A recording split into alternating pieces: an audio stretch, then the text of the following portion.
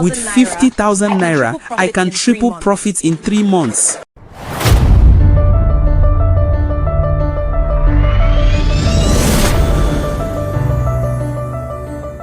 It began on a dry Tuesday in Ajegunle, the kind of day when the sun walked over time and even the goats had something to gossip about. There lived a man called Uncle Tunde, a professional dreamer and part-time businessman. He was an expert in 2 things: telling half-truths like gospel and chasing wealth that ran faster than him. Uncle Tunde lived in a small compound with a crooked satellite dish that pointed to Lagos and a hat that pointed to shortcuts. He sold televisions on credit, borrowed kola nuts like campaign funds, and dreamed of a life where his suit would shine so bright it needed sunglasses. One morning, he woke up to a flat tire on his scooter and an even flatter wallet. That was when his cousin Bola rushed in with big news. Tunde, I hear of a man in Oshodi. He sells instant lock beads. Just whisper your wish and money will find you. Luck that fits in a pouch. My picking. Real luck is sweat, prayer, and the right market day. But Uncle Tunde's faith in shortcuts was strong. He grabbed his last 500 naira and jumped on a rickety bus to Oshodi. Oshodi was wild, shouting traders, preachers, noise and confusion. In the middle of it stood a tall man with gold teeth and a spotless robe. The trader said, "This is not Bead, my brother. This is destiny." Uncle Tunde paid, whispered his wish. Big store, new car, no more GGG rent. New car, no more GGG rent. And walked away feeling like Dangote with a secret. The next morning, a miracle. Madam Ibe walked into his shop and bought a dozen blenders. His heart danced. The bead was working. Soon, more customers came. A cousin paid an old debt.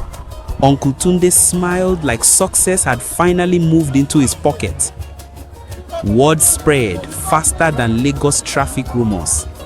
For a fee, Uncle Tunde began escorting people to Oshodi Bead Express. Ladi the Barber gossiped, "Now wow, Tunde don't turn spiritual travel agent." Miss Funke the school teacher shook her head. If everyone buys luck, who will buy sense? But nobody listened. Half the village had beads, the other half had regret. Then came Amaka, Akara seller by day, accounting student by night. She heard about the bead and followed Uncle Tunde to Oshodi. When the trader offered her the charm, she asked, "Sir, do you teach people business or you only sell them hope?" The trader said, "No need business. The bead will bring customers." Amaka smiled and walked away. She used her savings to buy clean oil, a bright umbrella, and a small ledger, the true tools of magic. Back in Ajegunle, the elders declared a festival called Test Your Luck Day. If your bead worked, you testified. If not, you owe the chief's wife a pot of egusi. The square turned into a carnival of confusion, goats running, wigs flying, people shouting. One man claimed his bead made his wife's soup sweeter. Everyone laughed, but nobody learned.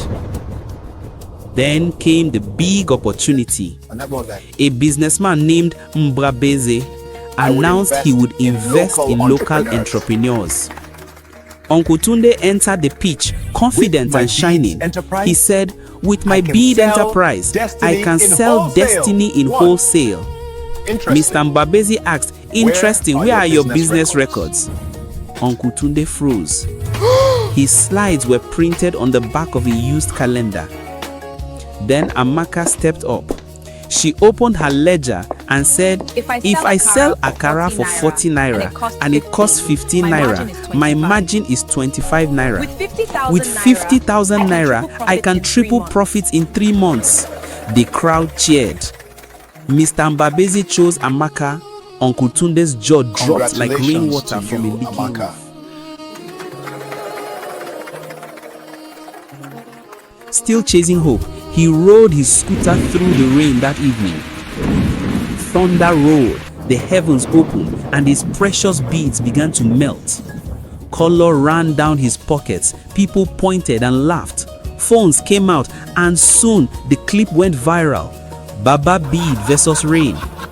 He wanted to buy luck, but the rain sold him truth. The next morning, Amaka found him drenched and ashamed. She handed him a plate of hot Akara.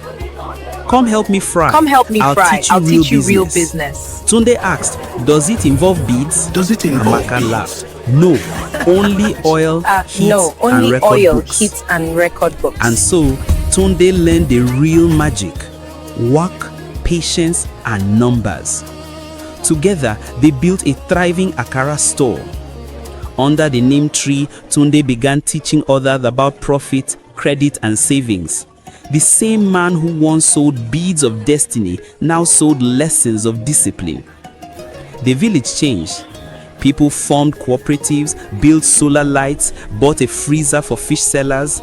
They replaced charms with ledgers and luck with learning. One day, the old trader returned holding new millionaire beads. He shouted, "Buy millionaire beads, be a millionaire by morning." Buy genius beads. Uncle Tunde smiled from his stall and said, Sit, my brother. Tell me your story while I teach these boys their VAT returns. The trader blinked, confused, and walked away. From that day, whenever someone asked if the bead had been real, Uncle Tunde would grin and say, yes, it was real. The real charm was the embarrassment that taught me to learn. And the village learned with him. They laughed at their old foolishness and turned their laughter into enterprise. When the sun set over Ajegunle, Uncle Tunde would gather the children and end with Auntie Sei's proverb. When you lose your bead, mind your hands. When you find your hands, mind your heart. Moral of the story: you cannot buy luck. You build it with effort, honesty, and wisdom. With 50,000 naira, I can triple profits in 3 months.